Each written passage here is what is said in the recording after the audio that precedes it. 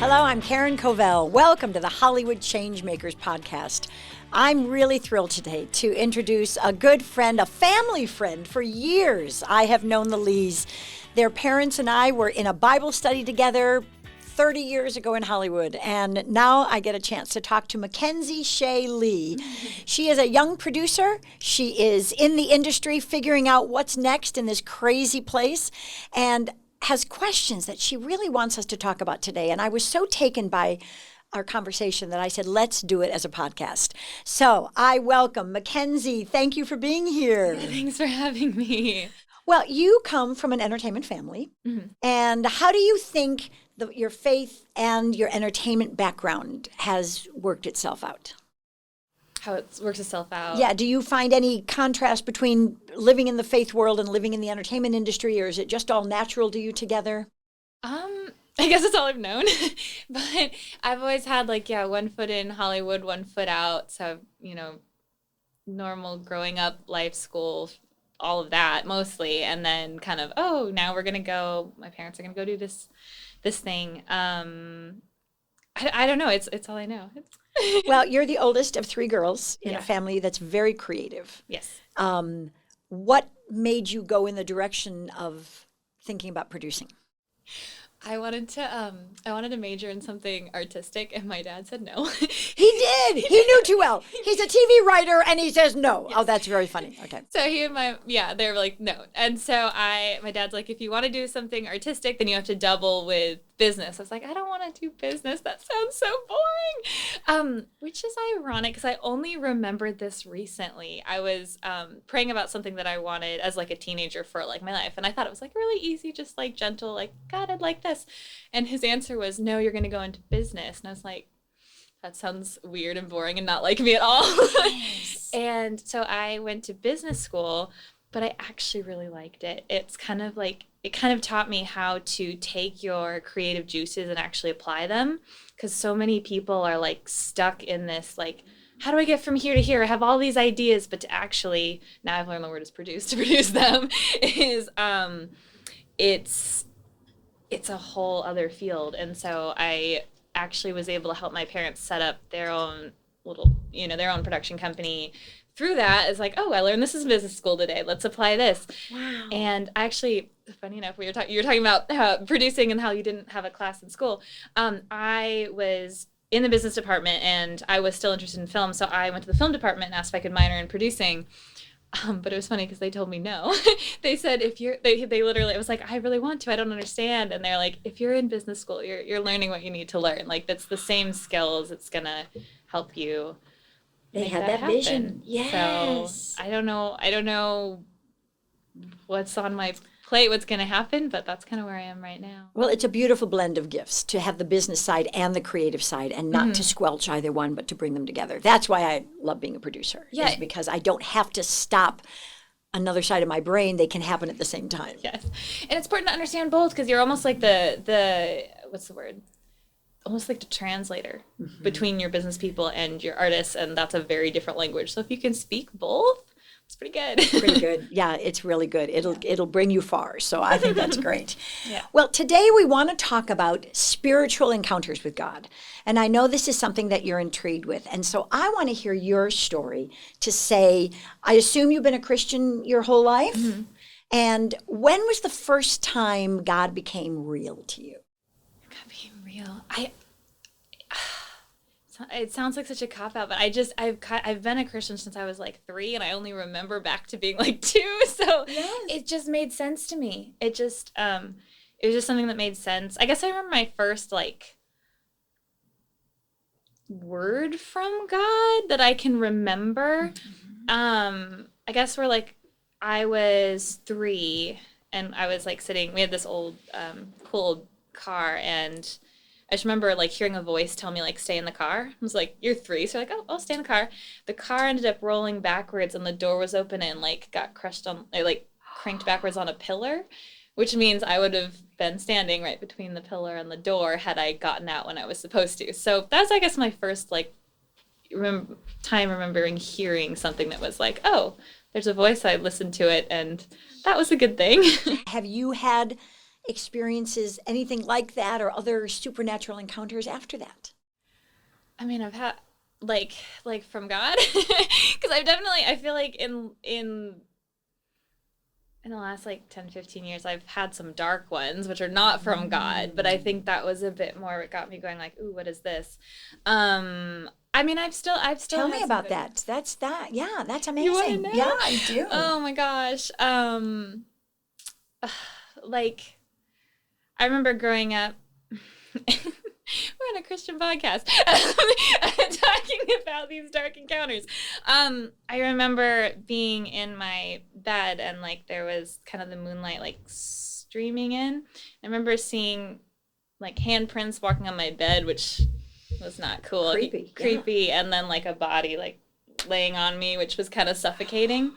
And I just figured like, oh, that was like a dream or whatever. But it didn't feel like a dream. And sure enough, I like, found out other people have had similar experiences. That wasn't like the best one. Or you get like the eerie feeling like you don't want to be in a space. Did you figure out why it may have happened or how to respond to it next time, or did it happen again, or what did you do with that? What did I do with that? I slept on the couch. Okay, that's a good reason. I'm not getting in that bed again. For a little while. I don't know, my prayer and just I was younger and I was kind of like being exposed to like, oh, there's also, because my mom has had experiences before with angels, and I remember thinking that's so, to me at the time I was like, that's so scary, I don't want to have that. And then I had the opposite experience. I'm like, okay, angels seem good now. Yeah, which I've now had experiences with that as well. But it is weird when it's like things that you can't really explain. And yet they're real. And the fact is there is good and there is evil. Yeah. And we have to embrace both of those. And I think as Christians, to be honest and talk about that is helpful for someone else who may have gone through it and is afraid to say anything. And suddenly they think, oh, I'm not the only one. Right. And it's lucky to like know the Lord too, because for so many people who just have the dark experiences, it's like there is no light. It's like this is just the way the world is, and there's creepinesses and like a lack of protection. So I guess it's good. It's not good, but having been exposed to both is like I can understand both sides, and it's like nice to know that there's a power that can protect you from that. Yes. Not everyone knows that source that can step in and take care of you. Have you been ever able to tell that story to someone who has gone through a darker experience? I more just remember we were telling ghost stories like my freshman night at college, and my roommates were like, I don't like your stories. But I was the only Christian, so to me it was like, I know both exist. It was sort of a like you can embrace both and understand it. Yeah. Yeah, but that's not the most comforting thing for everyone. Yeah. So how do you take those experiences into your just normal day life? Do you remember them? Do you push them aside? Is it something that empowers you to be stronger in your faith, or what do you do with those? It's a good question. I definitely feel like sometimes I relate to Job a bit with the like all of the so many bad things happening, and you're like, it's testing your faith.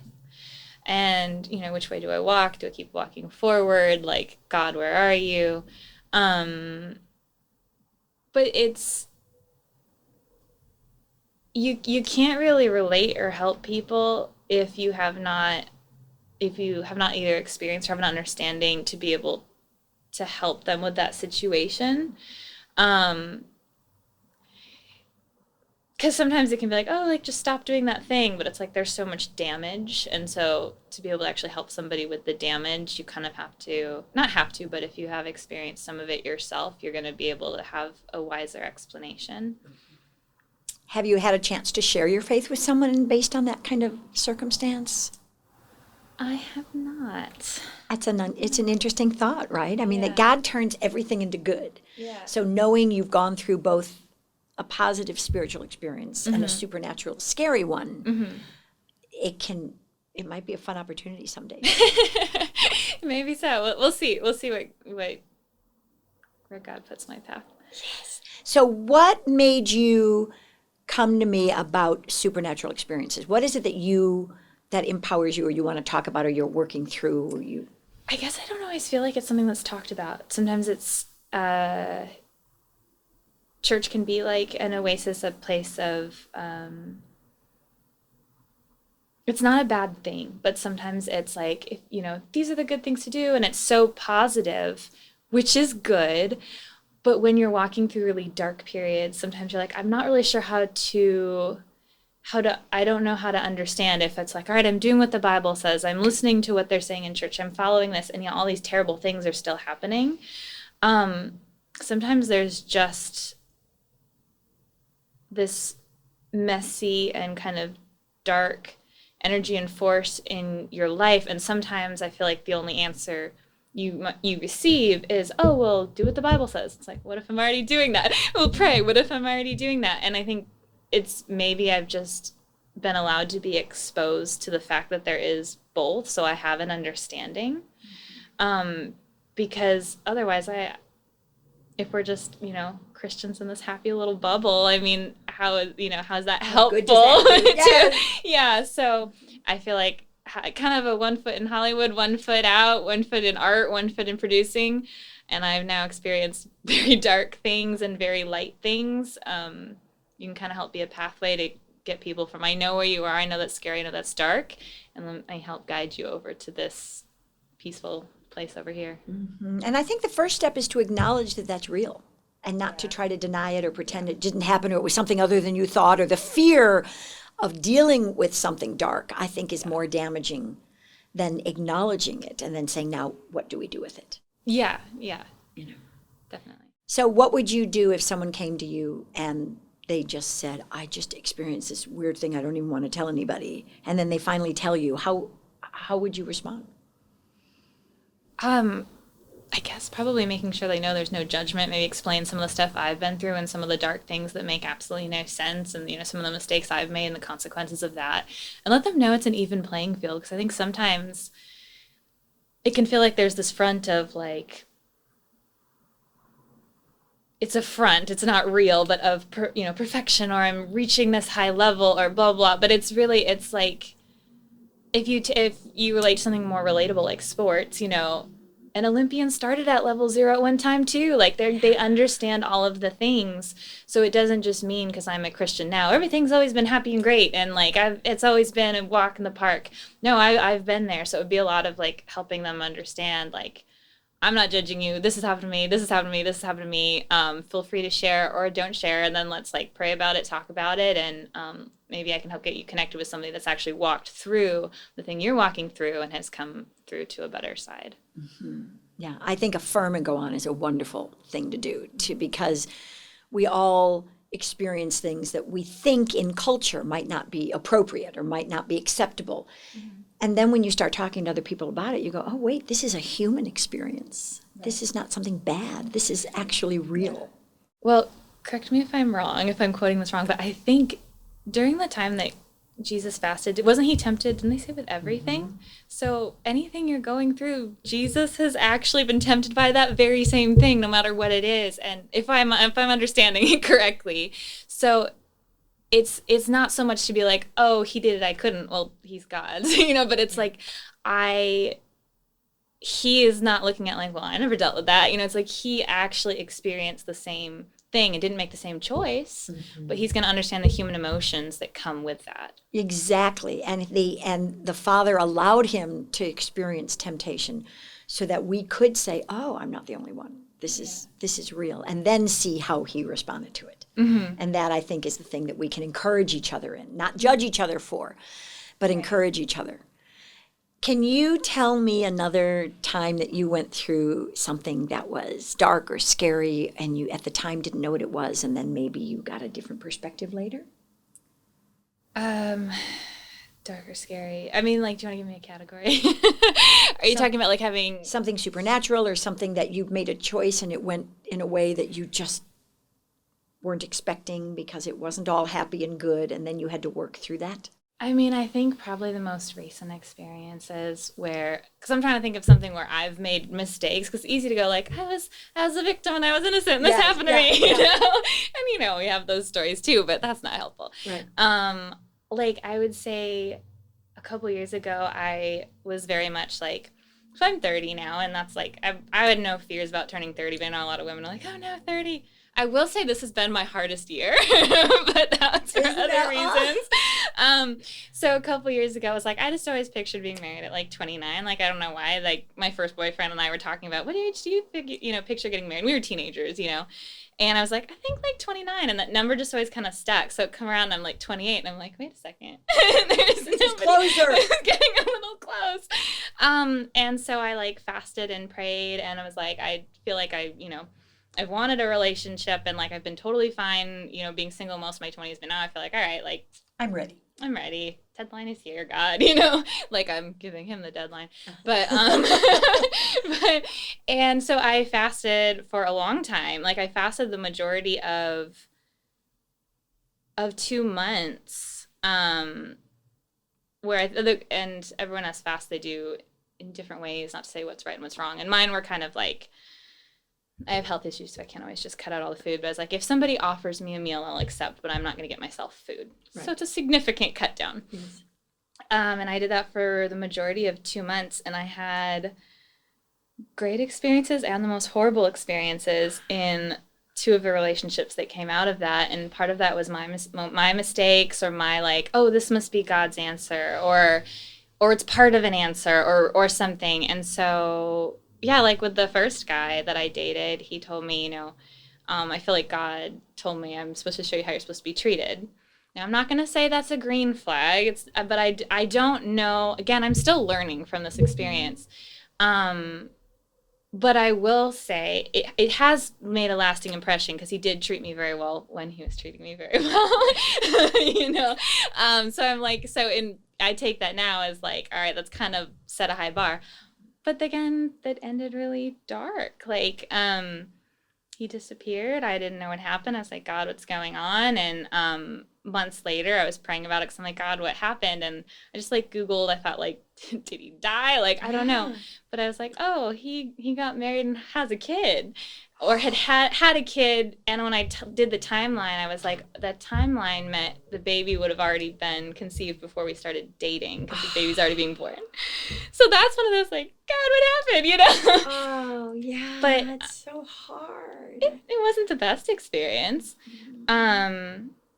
And then I followed that up with another relationship after more fasting, and definitely made some mistakes in that, but also it was a really growing and good experience too. And I think that's some of the stuff that's confusing when it's like good and bad. And it's like, well, I thought I told you I'm ready. I've been praying about it. I've been fasting. You would just deliver. Yeah.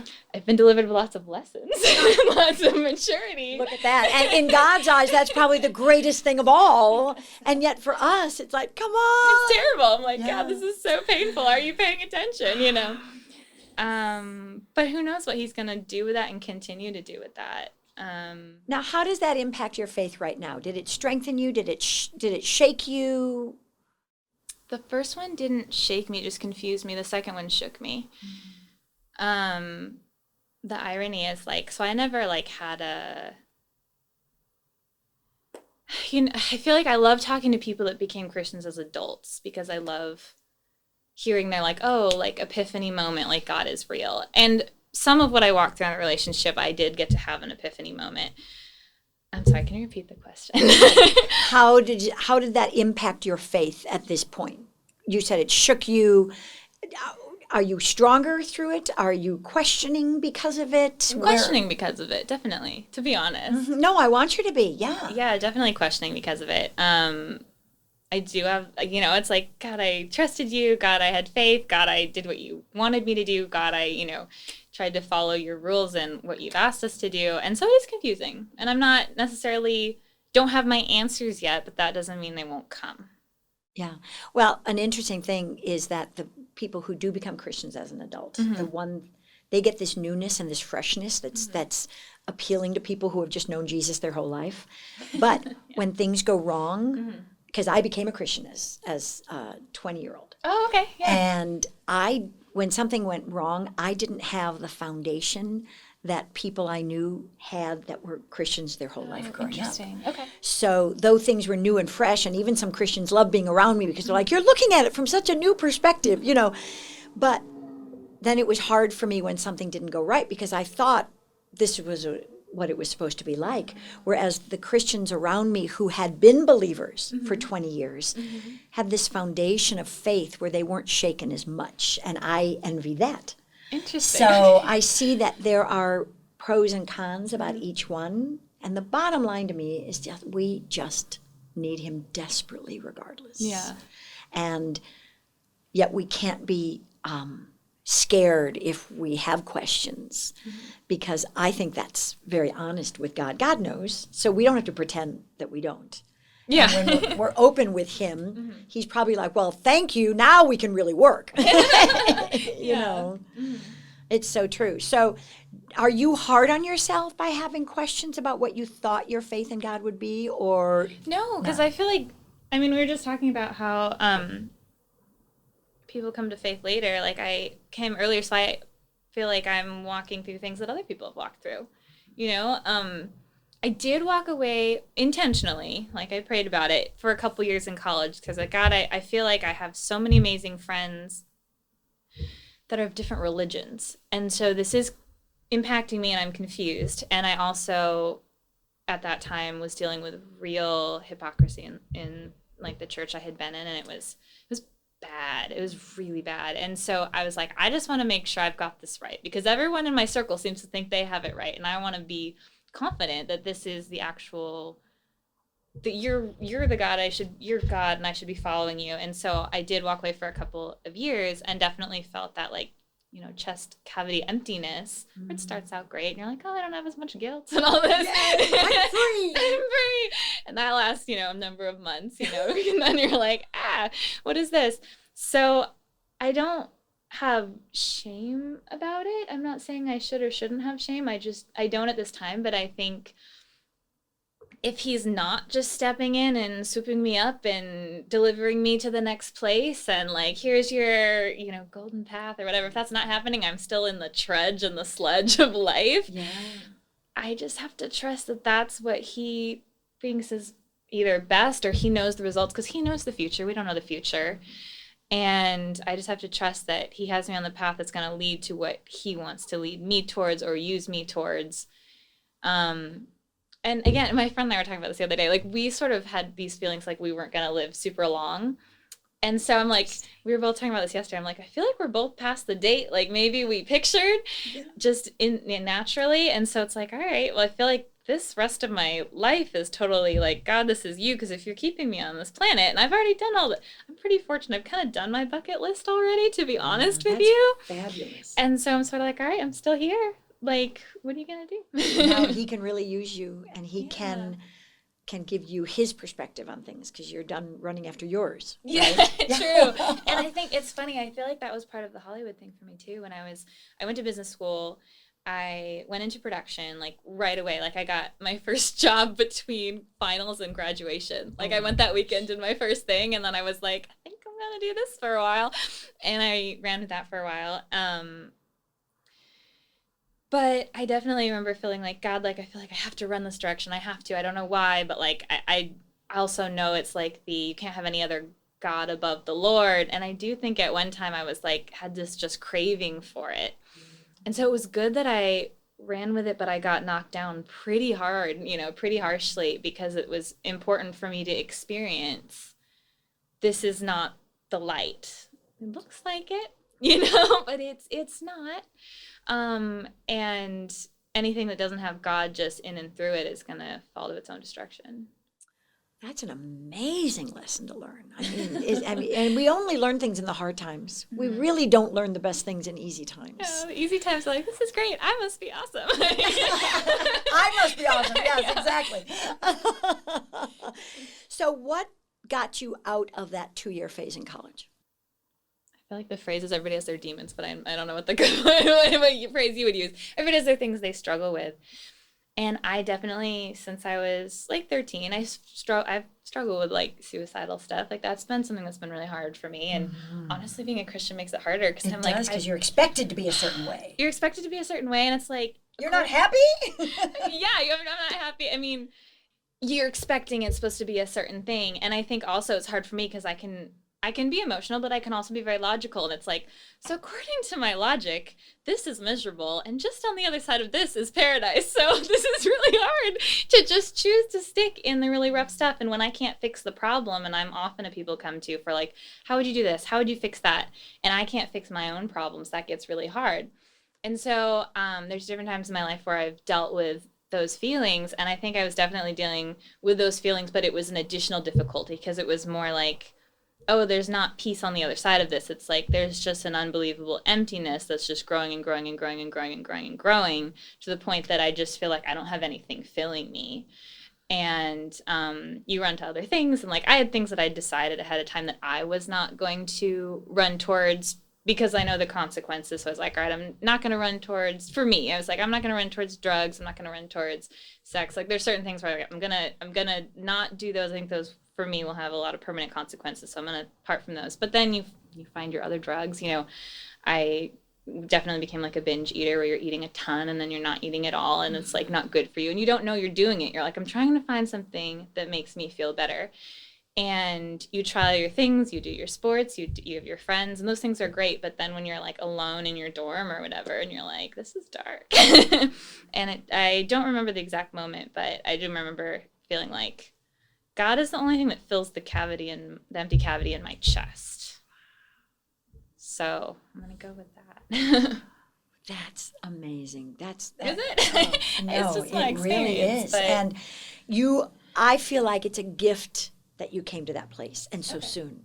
Because my heart breaks for people who can't get to that place. It's so hard to watch it too. Yeah, it's so hard to watch it. And you want to help, but you know we have to walk our own journey. Yeah. For me, that's when prayer comes in. I pray for somebody who's on a journey where they don't know where they're going and they feel lost. And I don't know that what I say will really help, but I know what I pray can help. Yeah. It's funny you say that because I'm definitely in a period right now of where I have a friend and care about him very much, and he's running in the wrong direction, and have put in a lot of prayer and fasting over that. And to my line of vision, it could be wrong, but I haven't seen any progress. I've only seen like further decline and anger and all the things. And so that's another one that rocks my faith. I'm like, I spent 40 days like dedicating prayer and all these things and plus additional stuff. I'm like, God, what is happening? But I also have to remember like people, it's a weird thing, but like if he's choosing to keep walking that way, it's hard to wrap your mind around, but that's actually God's love in a way because he lets us choose. He does. We're not puppets. We're not. And he knows our path, but he also knows that he wants us to come to that decision and not have him make us be a certain way. You know, you hear time, God is a gentleman. Mm-hmm. He's going to offer you what he has for you, but he's not going to force you to take it. And that's a hard thing when you want somebody to be pulled out of a dark time and they haven't chosen to do that yet.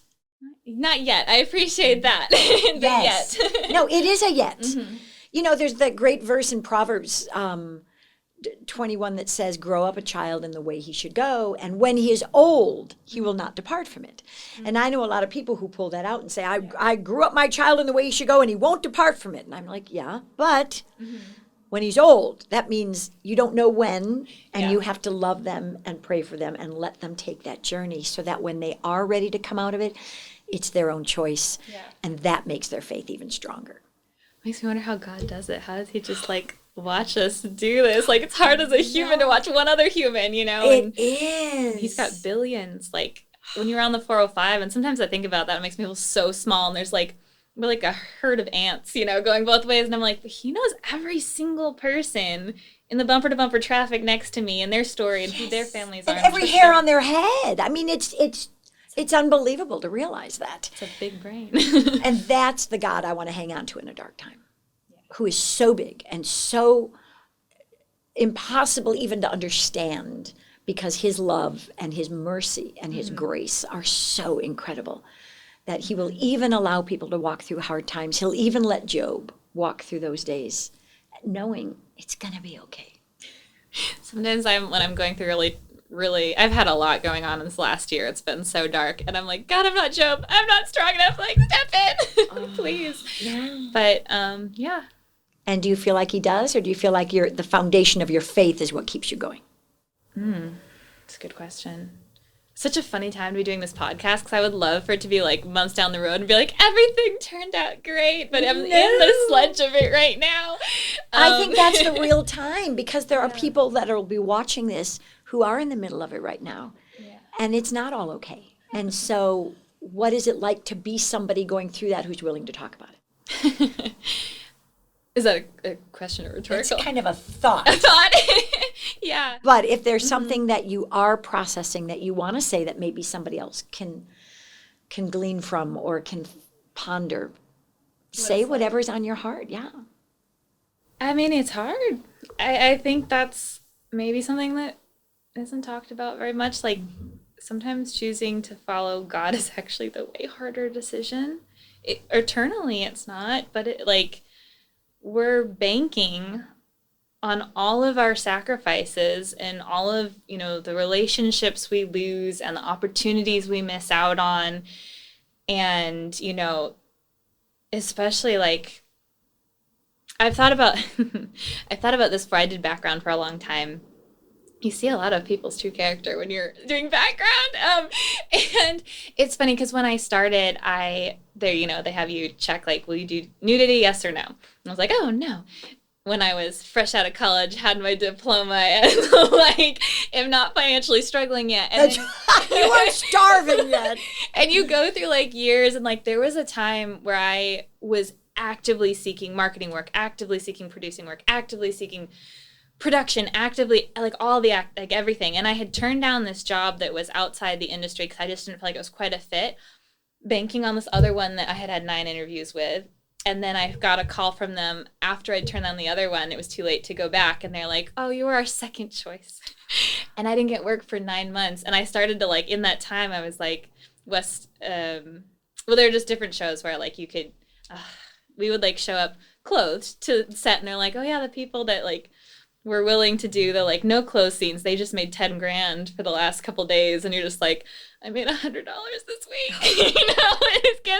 It gets hard. And I start to be able to empathize and understand when you don't have the Lord and choose to maybe stick to the things that are ingrained since you're young. I'm I can totally see why somebody was I got to pay rent. I have a car payment. I just got to do this. I'll push aside the morals and the values because I need money. Yeah, I need money. I need, So I think it's interesting that I've been able to walk through times of understanding that. I think it does go back to having faith since I was young, so I chose not to. But I mean, that's a long time to just watch your money go away, and it's expensive to live here. It's not cheap. No, it's not. And there's always a moral question, especially in the acting world, when you are constantly up against moral and ethical decisions. Yeah. Which is why, even though you've gone through the dark times, you still have hung on to the values that allow you today to feel good about yourself, to know you haven't compromised in those ways, and to be able to offer that to other people, to say, I know how hard it is. I've gone through that, but I also know I've made the right choices because I can live with myself. And it's hard because I think that's such a hard thing too. I'm just so fortunate. I am so fortunate. My parents live here. And I think about all the people who are on their own. And you're sleeping on couches and living in your car and a month behind on rent and gonna get evicted. There's so many other situations, or even I understand where the pressures come where you might compromise a little bit, or it's if I move in with my boyfriend, we'll both save all this money. And so I totally empathize and understand also, because I've now been pushed to those edges of, of desperation. Yeah. Yes. So I've been very fortunate, and I'm learning to also, I'm trying to share too. It's not I feel bad because I don't want to come across as I didn't make that wrong choice. I've made other wrong choices in my life, but it's oh, I didn't cheat. I don't want it to seem oh, it's this unattainable thing. I don't know how she did it. I've been fortunate to have help. And God talks about having community. When you're out there floating by yourself, it is so much harder. And a lot of me being able to stick to what was ingrained and the morals is also having help, That's really wise to see the value of community too, because we can't do it on our own. We're not supposed to. And it makes it harder on us. And artists are often very lonely, independent people anyway. And so to have to choose to be a part of a community is another effort to have to make. Yeah. But you being where you are, the honesty, and I thank you so much for that, for saying, yes, I'm still going through a hard time. I still don't know the answers. Is there a last thing you can do to say to somebody who might be going through the same thing that you can offer just because you've learned and experienced it? Oh, you're not alone. There are a lot of people going through it. And a lot of people you don't think that are going through it. Sometimes when I share things I struggle with, people are surprised. To me, it's no surprise. I've been struggling with it. But I guess struggling with how to share this. Don't fall for the illusion that I'm over here struggling and they're over there having a great time. Reach out to God, because that's the thing that's going to pull you out. No matter what your situation is, He's the one that's capable. It's a random tangent, but I started learning to fly planes this last year. Oh, cool. Just a random off. Just random. I'm going to be a pilot, yes. But the first flight I took, I was a passenger, but I just remember looking down and all of a sudden seeing this town that I spent all my time in from such a different perspective. And it's all these little cars driving around, all these houses. And all of a sudden I was just like, man, like when you're down there, everything seems so huge. Hollywood seems so huge, rent payments, this person that's stronger than me, this problem. And it's sort of funny when you're just like, floating up there and you're like, all God has to do is just put this over here. It's just like, He is so massive compared to your problems. He has every ability, every capability. He's invented time. Like, He can do anything. And that's not to say that just because you pray, something will fix in the way you want it to. But anything you're dealing with, any situation that is huge and impossible for you, is just a snap of the fingers for Him. And if you're walking through it, He's watching. He's got His eye.